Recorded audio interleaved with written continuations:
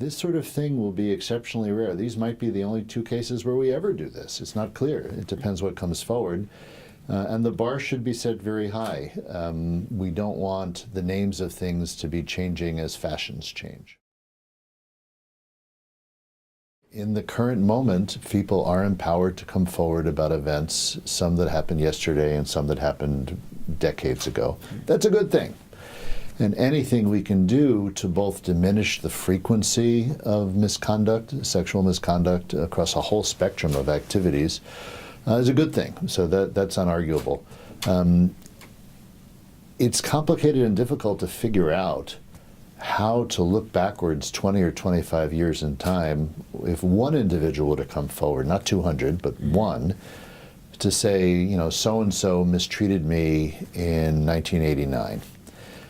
Well, how do you have witnesses, and what happens to memory over the course of decades? So the reason why statute of limitations exists, and it's a principle of law I've come to understand, is because it's very difficult to adjudicate cases that are that remote.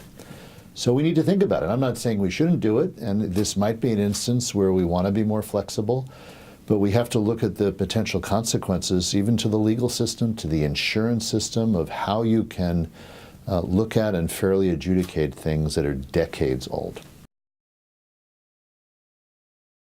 As president, I don't step in and comment on an active negotiation. You know, what both sides do is they put the things that they think are important on the table, and then they negotiate about them. You know, the university doesn't take the approach of negotiating in public. You know, we negotiate in face-to-face sessions with the union and its representatives.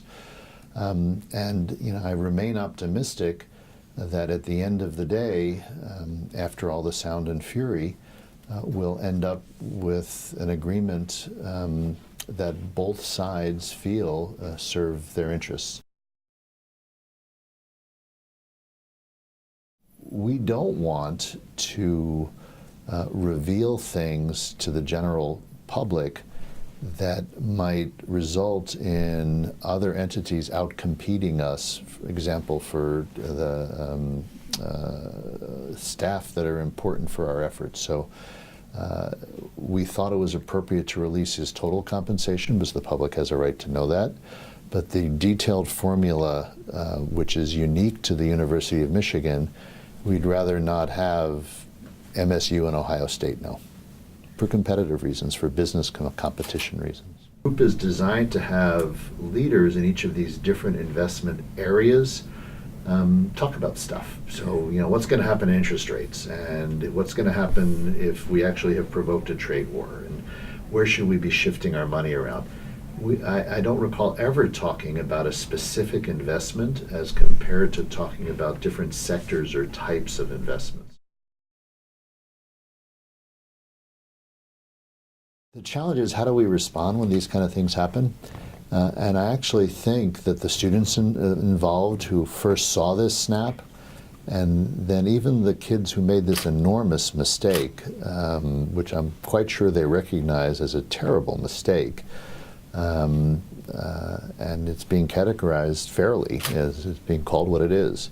Yeah, nobody should think at this stage that I'm accepting of racist acts.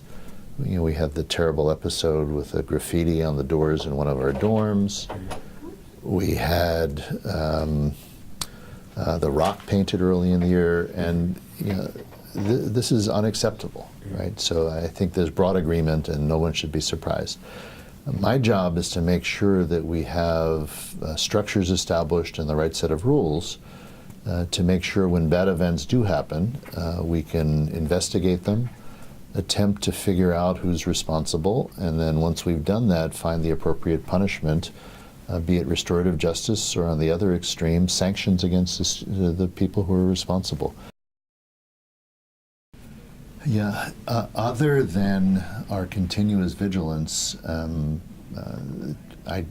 we have not made major changes on the campus, but what you should realize is guns are banned on the campus, even though in the state of Michigan it's an open carry state.